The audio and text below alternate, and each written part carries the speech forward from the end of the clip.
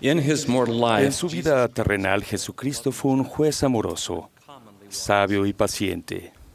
En las Escrituras se le conoce como el juez justo, y el consejo que nos da es que también juzguemos con justo juicio, y a poner tu confianza en ese espíritu que induce a hacer lo bueno y a juzgar en rectitud. Para ayudarnos a juzgar como Él lo hace, dio este consejo a los 12 nefitas: seréis los jueces de este pueblo según el juicio que yo os daré, el cual será justo. Por lo tanto, ¿qué clase de hombres habéis de ser? En verdad os digo, aún como yo soy. A veces olvidamos que cuando dio el consejo de ser como Él es, fue en el contexto de cómo juzgar justamente.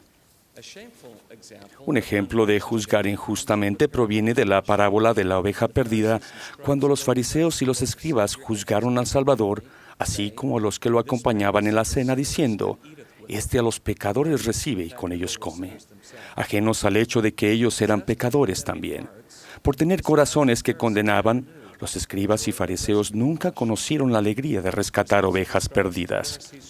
Fueron los escribas y los fariseos quienes llevaron al Salvador a una mujer sorprendida en adulterio, para ver si la juzgaría según la ley de Moisés. Ya conocen el resto de la historia, de cómo los humilló por su juicio injusto y de cómo fueron acusados por su conciencia y salieron uno a uno. Entonces él le dijo a la mujer: «Ni yo te condeno. Vete y no peques más». Y la mujer glorificó a Dios desde aquella hora y creyó en su nombre. El hombre y la mujer naturales que hay en cada uno de nosotros tiende a condenar a los demás y a juzgar injustamente o con superioridad moral. Incluso le pasó a Santiago y a Juan, dos de los apóstoles del Salvador. Se enfurecieron cuando la gente de un pueblo samaritano trató al Salvador de manera irrespetuosa. Y al ver esto, ellos le dijeron: «Señor, ¿quieres que mandemos que descienda fuego del cielo como hizo Elías y los consuma?». Entonces, volviéndose él, los reprendió diciendo: «Vosotros no sabéis de qué espíritu sois, porque el Hijo del Hombre no ha venido para destruir las almas de los hombres, sino para salvarlas». Los jueces comunes actuales deben evitar cualquier impulso similar a condenar, como lo hicieron Santiago y Juan en esa ocasión. Un juez justo respondería a las confesiones con compasión y comprensión. Un joven que peca, por ejemplo, debe salir de la oficina del obispo sintiendo el amor del Salvador por medio del obispo y rodeado del gozo y del poder curativo de la expiación, nunca humillado ni despreciado. En caso contrario, el obispo, sin darse cuenta, podría empujar a la oveja perdida más hacia el desierto. La compasión no anula la necesidad de la disciplina. La palabra disciplina se deriva del término en latín discere, aprender, o discípulos, el que aprende, haciendo del discípulo un alumno y un seguidor. Disciplinar a la manera del Señor es enseñar con amor y paciencia. En las Escrituras, el Señor utiliza con frecuencia la palabra castigar al hablar de la disciplina. La palabra castigar proviene del latín castus, que significa casto puro, y castigar para purificar. En el mundo, un juez terrenal es el que condena a un hombre y lo encierra en la cárcel. Por el contrario, el Libro de Mormón nos enseña que cuando pecamos a sabiendas, nos convertimos en nuestros propios jueces y nos relegamos a la prisión espiritual. Irónicamente, el juez común en este caso posee las llaves que abren las puertas de la prisión, porque con la disciplina prepara un medio para librarlos de la tentación en todas las cosas. Los procesos judiciales de un juez justo son misericordiosos, amorosos y redentores, no condenatorios. Al joven José Smith se le sancionó con un periodo de prueba de 4 años antes de obtener las planchas de oro, porque no has guardado los mandamientos del Señor. Más tarde, cuando perdió las 116 páginas del manuscrito, se le disciplinó de nuevo. A pesar de que estaba arrepentido de verdad, el Señor aún le reiteró sus privilegios por un tiempo, porque a los que amo también disciplino, para que les sean perdonados sus pecados. José dijo: «El ángel estaba contento cuando me devolvió el Urim y Tumim y me dijo que Dios estaba complacido por mi fidelidad y humildad, y que me amaba por mi arrepentimiento y mi diligencia en la oración». Debido a que el Señor quería enseñarle a José una lección que lo cambiara, requirió de él un doloroso sacrificio, siendo este una parte esencial de la disciplina. En la antigüedad, el término sacrificio significaba santificar algo o a alguien, uniéndolo a la definición de la palabra castificar o purificar. Del mismo modo, en el antiguo Israel, se recibía el perdón a través de una ofrenda por el pecado o transgresión o sacrificio. El sacrificio no solo señalaba ese gran poder y postrer sacrificio, sino que servía para generar un sentido más profundo de gratitud por la expiación del Salvador. El no estar dispuestos a sacrificar como parte de nuestra penitencia ridiculiza o degrada su enorme sacrificio por el mismo pecado y trivializa su sufrimiento, que es una señal de ingratitud. Por otra parte, por medio de la dulce ironía del sacrificio, en realidad obtenemos una porción de valor eterno, su misericordia y perdón y al final todo lo que Él tiene.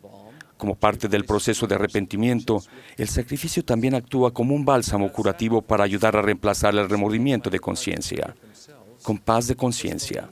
Sin sacrificio, a una persona le puede parecer difícil perdonarse a sí misma, a causa de la prolongada percepción de que algo se ha ocultado. Aunque pocos seremos llamados a ser jueces comunes, los principios de un juicio justo se aplican a todos nosotros, en especial a los padres que a diario tienen la oportunidad de utilizar esos principios con sus hijos. El enseñar con eficacia a un niño es la esencia misma del ser buenos padres, y el disciplinar con ternura es la esencia misma de ser un juez justo. El presidente Joseph F. Smith enseñó: si los hijos son rebeldes y difíciles de gobernar, sean pacientes con ellos hasta que puedan conquistarlos por medio del amor y puedan moldear su carácter como lo deseen. Es interesante que en la enseñanza de cómo disciplinar, los profetas siempre parecen recurrir a los atributos de Cristo. En Doctrina y Convenios se nos da este conocido consejo sobre la disciplina.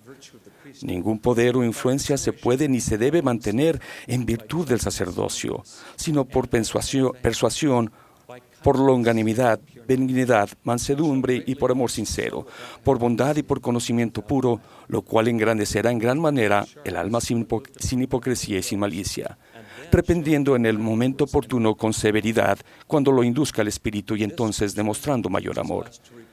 Este pasaje nos enseña a reprender cuando lo induzca el Espíritu Santo, no cuando nos impulse la ira. El Espíritu Santo y la ira son incompatibles, porque aquel que tiene el espíritu de contención no es mío, sino es del diablo, que es el padre de la contención, y él irrita los corazones de los hombres para que contiendan con ira. George Albert Smith enseñó que las palabras poco amables, por lo general, no se dicen bajo la inspiración del Señor. El Espíritu del Señor es un espíritu de amabilidad, de paciencia, de caridad, de amor, de tolerancia y de longanimidad. Pero si tenemos el espíritu dispuesto a encontrar faltas en una manera destructiva, eso nunca es resultado de la compañía del Espíritu de nuestro Padre Celestial y siempre es dañino. La amabilidad es el poder que Dios nos ha dado para abrir los corazones duros, para conquistar las almas obstinadas. Cuando el Salvador visitó a los nefitas, hizo algo extraordinario con los niños. Y sucedió que enseñó y ministró a los niños de la multitud. Y soltó la lengua de ellos y declararon cosas grandes y maravillosas a sus padres. La multitud oyó y vio a estos niños, ¿sí? Aún los más pequeñitos abrieron su boca y hablaron cosas maravillosas. Tal vez, más que abrir la boca de los pequeñitos, el Señor estaba abriendo los ojos y los oídos de sus padres asombrados. A esos padres se les había concedido el don de una visión de la eternidad y contemplar la verdadera identidad y estatura premortal de sus hijos. ¿No cambiaría eso para siempre la forma en que los padres vieran y trataran a sus hijos?